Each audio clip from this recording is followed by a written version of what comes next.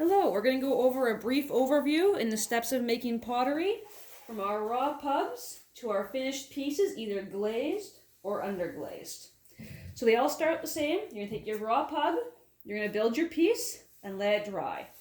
This is where you get to make your choices now. You can either fire it and then use glazes, which are then fired again, and they come out with these lovely colors. I've got another video on glazing also available. Your other option is that once you let it dry, before you fire it, you use underglaze, which is basically just a colored clay. So you can still see it's the raw clay here. Your gray color is still your raw. And from there, you fire it, which then turns it into your terracotta color. And from here, you can use one of our pottery glazes, usually the clear or the underglaze, or the butter toffee, and you fire it again. And that's what gives it this beautiful sheen and the waterproofing.